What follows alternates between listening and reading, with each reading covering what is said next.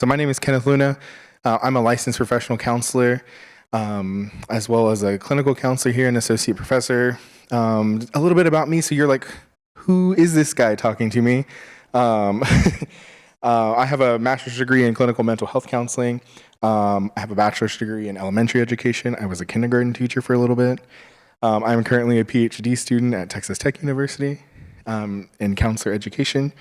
Again, I'm a licensed professional counselor. I'm a board certified mental health counselor, as well as a nationally certified counselor. All of that to say, I do therapy for a living. I talk to people. So I'm glad that you're here. And we'll get started. Again, I'll try to make this as personable as possible. I got you. Go ahead, T. Kind of what we're going to run through today is the facts. I'm going to give you some statistics. I'm going to give you some things that maybe you want to know. I'm going to talk to you about some warning signs that you need to be aware of in case you're experiencing them and what clinical mental health can help you with there. We're going to talk about resources and referral, and then, of course, we're going to have time for question and answer. Okay? Go ahead, T. The facts. So the Center for Collegiate Mental Health, their 2022 annual report, just some statistics to be a nerd in the house. An estimated 41% of college students reported to having depressive symptoms. An estimated 31% of college students reported to having anxious/stress-related symptoms. So when we look at those two things, what we're really talking about is anxiety and depression. That's probably the predominant thing that most college students are struggling with, as well as about 20% of clients at colleges endorse discrimination related to at least one identity. So that's gender, racial, sexuality, those sorts of things. T. At ACC currently, students are struggling to be able to seek help through ACC's clinical district clinical counseling services. Some of the four ongoing things that we're seeing as well are anxiety, general stress, relationship stress, and depression. Probably 9 times out of 10 when someone comes to my office, we're dealing with anxiety, depression, suicidality, really high stress from managing classes on top of work, on top of family, those sorts of things. It's sad to see, but that's what we're here for. Go ahead, Tan. Some of the warning signs, and this is kind of where I will take a little bit of a break and pause and to talk about some of this stuff. Some of the stuff here could be you, and you're like with mom, and you're like, I don't want to tell her these things. But there's very much so, we're going to talk about some things that maybe you could be experiencing, some of the students could be experiencing, those sorts of things, okay? Go ahead, Tan. Mood disorder, so that's what we call depression, bipolar disorder, those sorts of things. When you think of a depressive disorder, what do you think of? Come on, crowd participation. What do you think of? Anyone?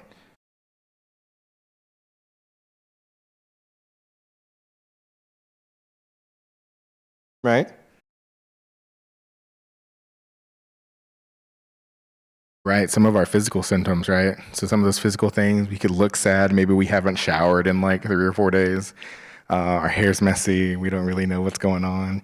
We're just kind of in a sad mood. Those are real warning signs that we should be looking out for. So if we notice those things, I take it your mom, yeah? So noticing those things about your daughters, having support like this, to understand some of the supports that we do have here is going to be really important for you to understand. And girls, do y'all both go to school here? Yeah? Are y'all predominantly at Highland? Yeah? Okay. I got you. So the good thing about us is what we'll get to in a little bit is I'll teach you how to refer and those sorts of things. And we'll go from there. Go ahead, Tanner. Anxiety and stress-related disorders, of course, decrease in schoolwork, irritated, right? That anger is just a high form of anxiety. Tired, complaints of tiredness, we're falling asleep in class, maybe we don't have enough energy. We have a real negative view of ourselves. Maybe I'm not good enough. What is the point of this? It's real existential. Something that you may be seeing that's pretty similar is anxiety and depression look a lot like each other. They're usually coupled together. They're usually diagnosed together. So with everything looking so similarly, it's hard to pick out which one is this until you come and see a professional. Which brings me to my next slide. ADHD, the hardest thing to diagnose that I've ever had to diagnose is attention deficit hyperactivity disorder. ADHD is one of the most commonly diagnosed things between kids, when in reality, it usually is just depression and anxiety. So ADHD itself looks a lot like anxiety. It looks a lot like depression. We have those mood swings. We have those anxiousness. We're constantly fidgeting. We're not getting work done on time. We're in a low mood now, but now I'm really active. While it could be true ADHD, the diagnostic criteria, let me be a nerd for 3 minutes. The diagnostic criteria are very similar. And so that's why if your doctor's ever like, you need to go get formally diagnosed with ADHD, that's why they're going to send you off to run actual tests for you. Any questions about that? Great. Listen, thanks for letting me be a nerd for 3 minutes. I appreciate it. Recommendations. Go ahead, Tan. So in 2022, the Harvard Business Publishing presented the CARE framework. And this is kind of where I'm going to spend the bulk of our presentation, is talking about sort of our beliefs in mental health, and ways then we can enact our beliefs and help seeking behaviors. So if we look at the framework, it's called CARE. Go ahead, Tanner. So CARE stands for check, act, recognize, and empower. So check, C, we're going to check our own understanding and our own biases of mental health, and understanding if we're ready to seek mental health services. Because I know you've maybe heard the thing of, well, he just wasn't ready to change, or she just wasn't ready to go in for help. And that's their own understanding of their own mental health, which can be really important for people to do the hard work that is therapy. So here we're going to establish trust. Mom, if you're checking on the girls, you're going to make sure that you're holding conversations like this. Girl, same for you. You want to make sure that mom is talking, right? Mom's asking you about these things. We have a real understanding of what mental health is, an understanding that it's just as common as physical ailments as well. A, we're going to act. So we're going to actively identify warning signs.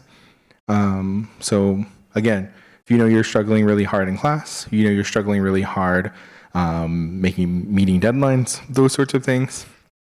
If it's a relationship issue, if you're like, I don't really know who I am, if it's an existential issue, those are real things that you can come to therapy for. And then I would start thinking, okay, in my brain, okay, these things are going on. Maybe I should seek somebody out.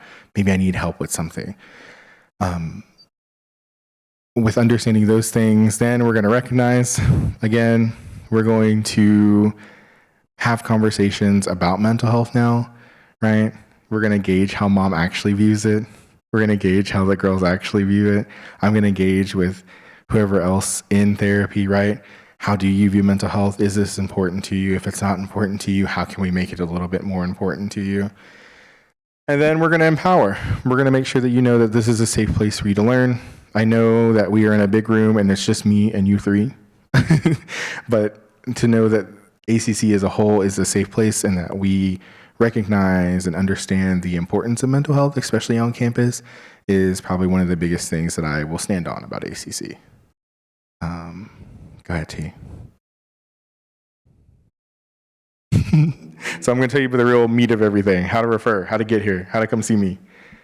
Of course, we have CARES. So if you were a faculty member, faculty members can refer through CARES, and CARES is a bigger entity than I am as well. Some students are on the CARE team, which means that, let's say we're having a depressive episode and we miss 3 assignments. During that time, if you're on the CARES team can go to that professor and ask for an extension. They can ask if you will be accommodating to those things. Let's say a professor understands that you're having a hard time, they may put you on the CARES team, which is nothing bad. It's just more people in your corner when the time comes for it. The real meat of everything, go ahead, Tanner, is how you get to me. So we are District Clinical Counseling Services. You get 6 counseling sessions with us for free. We don't really treat things that are too high acuity, like eating disorders, things like that. But we do referrals with us. We have internal and external referrals for longer care. We have things such as the Amplify Center, which is a partnership with UT that we have. We partner with student accessibility services or integral care. We don't do mandated counseling. We're more solution focused. So we're really going to figure out what is happening now and how we can get you to a better place. When students come to see me, what I always tell them is we're going to get a foundation. We're going to have that foundation so that way you can be able to go see another therapist, but have some skills under you. So when you start doing the harder work. We don't do any diagnosis, so I'm not in my chair diagnosing. I am trained to diagnose, so my brain automatically goes there, but we're not writing out formal diagnosis. We don't do that for SAS or anything like that either.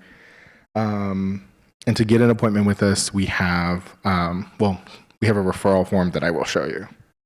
Go ahead, Tan. So that's kind of our strategy. So we either go through CARES or DCCS, which is District Clinical Counseling Services. There's our website there. That QR code will lead you right to our little referral form. And then I will show you how to get there. I'm going to ask if we have any questions at this time. Any questions? Was that informative? Great. Sometimes it's hard, y'all. Sometimes I spat off information and some people are like, what did you just say? I do want to show you before we leave how to get to our links and everything like that. Let's see if I can do this without falling off of this chair. So here's our homepage. And at our homepage, you'll go to student support. Under student support, you will scroll all the way down to counseling. You'll click counseling. I really want that to be a picture of me. Don't worry, I'm working on it. I am working on it hard. So we do offer clinical counseling groups as well. These are a current number of the groups that we have going on. I'm currently running a group for mental health for men entitled I Love You, Bro. We have a thing for Meet the Clinicians. We will hopefully have pictures up soon. Wow, there's that guy. You'll be able to read a bio of me, bio of the clinician that is maybe at your campus as well. And so that you can get a real feel of who they are before you come see us.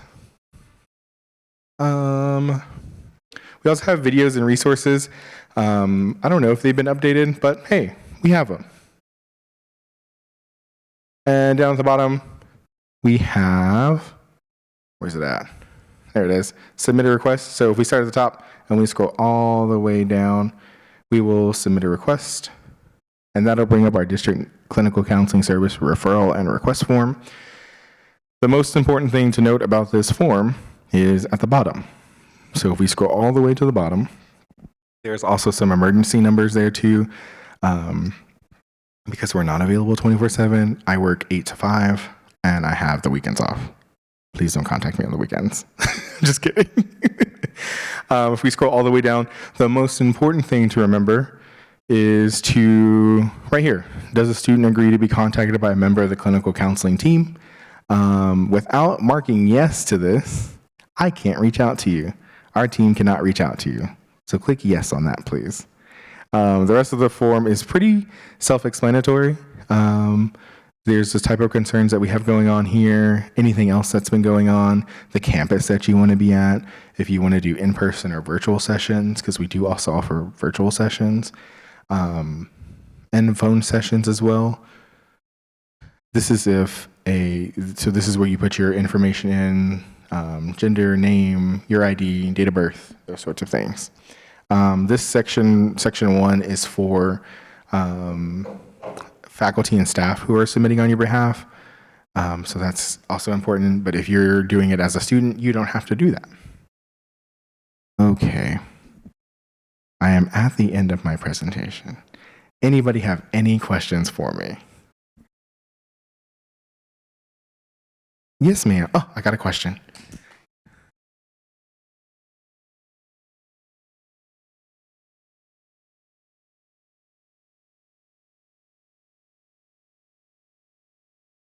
That's such a good question. So currently you sound like you're going to be a good fit for this. A part of our team, we are also part of the faculty here. And so with that, we also have to start student organizations. So we are currently in the process of starting a student organization entitled Active Minds. And what Active Minds is, it's completely student-led, and it's for students, let me get that straight. It's for students who are struggling with mental health and to have peer support. So they are very active on running just like Hangouts. They're not doing real clinical work because, of course, they don't have a clinical license. It'll start becoming a thing more in the next about month or so. We're almost done with it. So look out for Active Minds around campus. It's predominantly going to be housed here at Highland. So that could be one way you go. Another way is we have flyers all around campus.